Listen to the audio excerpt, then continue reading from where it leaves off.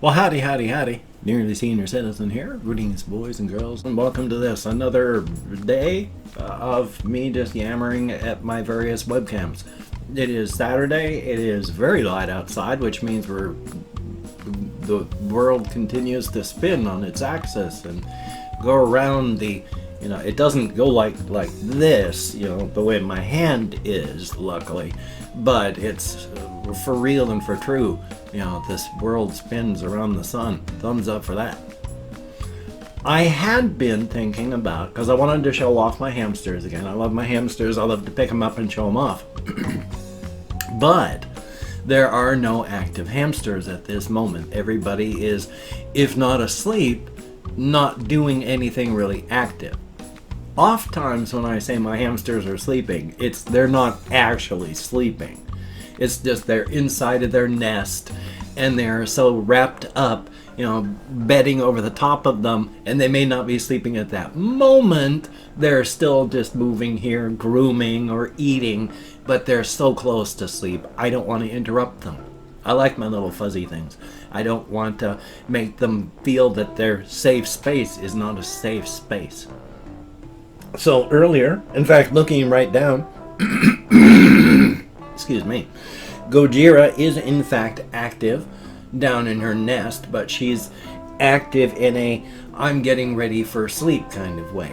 And earlier I heard little Dust Mop over inside of there doing the same thing, and now he's asleep and she will be asleep soon. But I'd been thinking about that earlier because I really like the fact that inside of their bin homes, my hamsters live their little hamster lives and don't really need to interact with me. They just live their little lives. Sure, they're used to roaming miles, like 5 miles a night as a species. And, these are tiny little bins. So genetically they need to roam, but they can't really roam far. So I got the barest minimum of space, but it's better than the cages I used to have. If you take a look at my older videos, hokey smokes. Thank you so much to Potatotron. Greatly appreciated for sending me these cages. Well, bins that I could turn them into cages, their homes. Definitely a thumbs up. But it's nice, and that I'll be able to sit here and I'm just doing what I do, and suddenly I'll just hear this little nick, nick, nick, nick, nick, nick, nick, nick, nick sound from down in the cage. Look down, and the little hamster is just eating some seeds and chewing through the hulls of some tiny things. And it's like they're just doing the best they can inside of a weird world, and it's an awesome thing. Plus, I just love hamsters. Was watching videos about rodents this morning. There's a lot of rat channels, and I like rats, so that's a good thing. And rats are awesome animals. Definitely a thumbs up on that. Maybe one day I'll get another rat. I don't know. Mice and hamsters and rats are all awesome, so we shall see. And of course, I am tired, but feeling not too bad. And that is a good thing. Ow. Not ow. Itchy. I don't know where ow comes into that one. But, so. And, of course, last night went walkies. So, 2 nights in a row. Was actually thinking about that and realizing when I said, before, it takes 2 days of work for every 1 day you miss to get back to where you were before you quit. I started to think that out, and I was like, no wonder my thighs are so sore. If I don't go walkies 2 nights within a 7-day period, that's bad. And I'll explain why. Because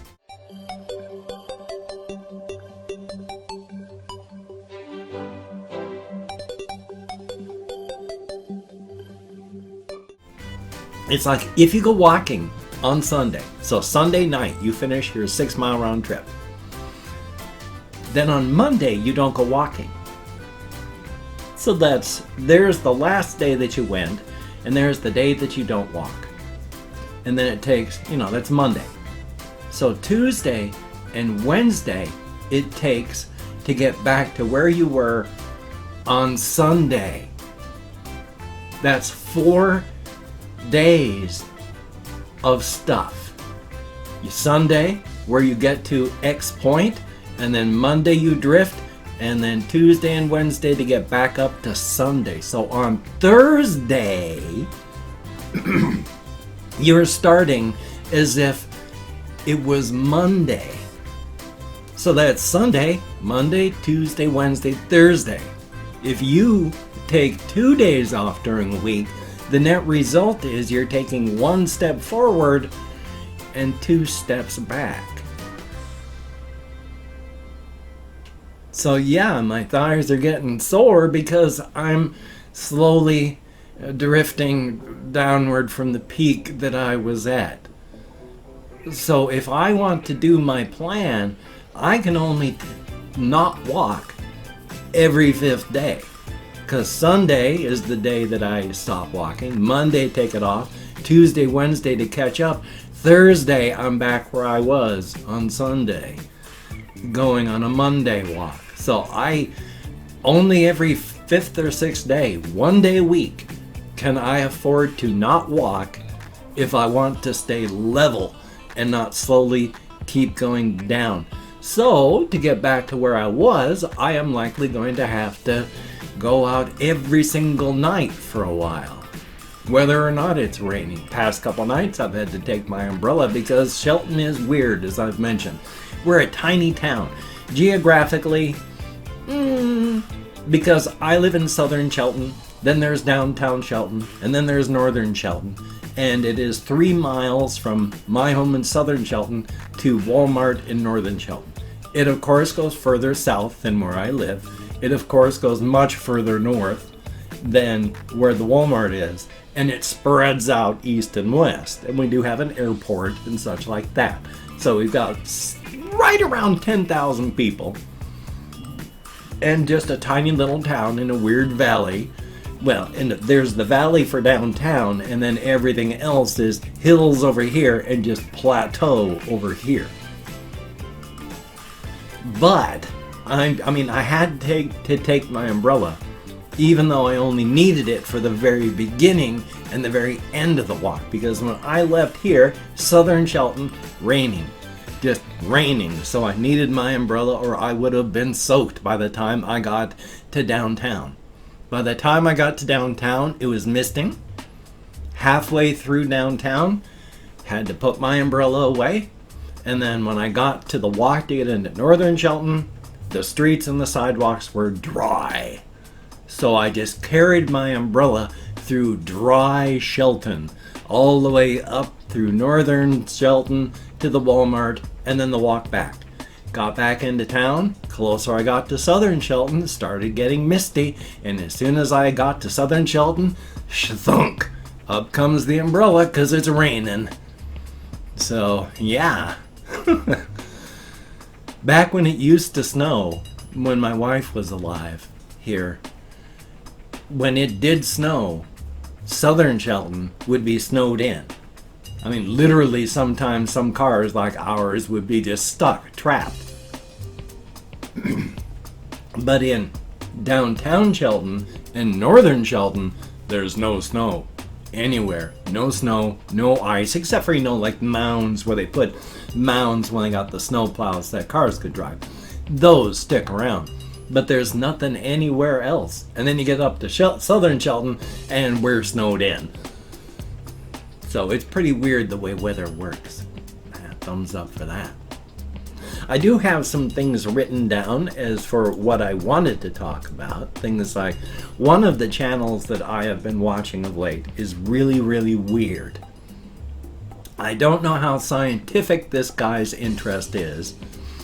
And he's keeping for display. I don't know if he's making a museum. But what he does is he gets cans of decades old food. And then he opens up the can to see how the stuff inside survived. And then got to the point, he analyzes the inside of the can to see what it looks like, washes it out, sees what the can looks like after it all dries. used to look at the stuff inside of a microscope. He has these test strips so that they can check to see how much of the metal from the can is leaching into the food. He never eats any of it. He's a smart guy that way. I wish he would use gloves or something, because he will occasionally like pop open a can of like decades old green beans with just bulged out edges, and when he uses his electric can opener it goes poosh, and all these gases come out. And then to get the lid off, he just uses his bare hands, grabs the metal edges of the lids, and then pulls them off. I've cut myself easily on lids like that. I don't want decades-old anaerobic bacteria with all of their toxins. Maybe the bacteria are dead, but the toxins aren't. I don't want those getting into my body. I would be a little bit more careful. He's not dead yet, so I'm going to have to cough here, so my apologies.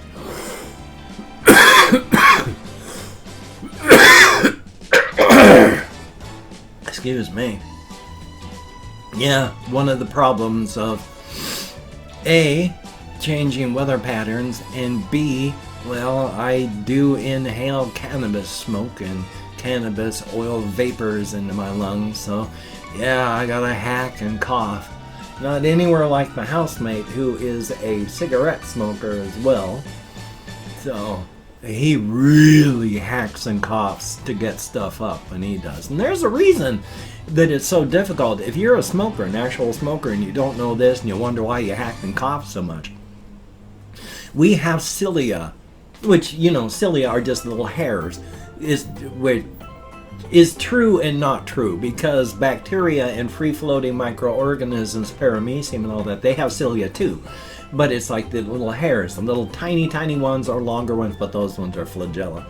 But all the cells that line up like your throat and such have cilia. And what they do is they're constantly waving upward to try and get the garbage that we inhale daily out of our lungs.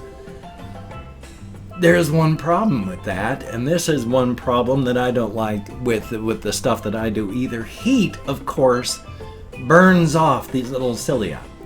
So when you use, no matter what, when you inhale hot smoke or hot vapors, anything like that, it burns off the cilia. Now, the difference between burning off the cilia with cannabis and burning off the cilia with nicotine is that nicotine actually mutates the cells. The cilia don't grow back if you burn them off with nicotine. So you don't have these things trying to get all the junk out of your lungs. They're trying, they can't. Gravity is just pulling it downward no matter what. While your body loves to get it up and out, you can't. Luckily, with cannabis smoke, when you're not burning them off, they do grow back. So the longer you don't partake, the more your body does repair. So that part's good. I don't know when your lungs will recover and the cilia start growing back, or if they even can. So if you do smoke, remember that as well. Because one of the reasons people get pneumonia, because pneumonia is just all of the fluids pooling down in your lungs, and you can't cough them up, and so you get extra bacterial growth. Thumbs up for that. But is there anything else that I've written down? Oh yeah, I was talking about the decades-old canned food part. I can't remember why I suddenly veered from decades-old canned food to talking about my lungs, but let's just momentarily talk about that again.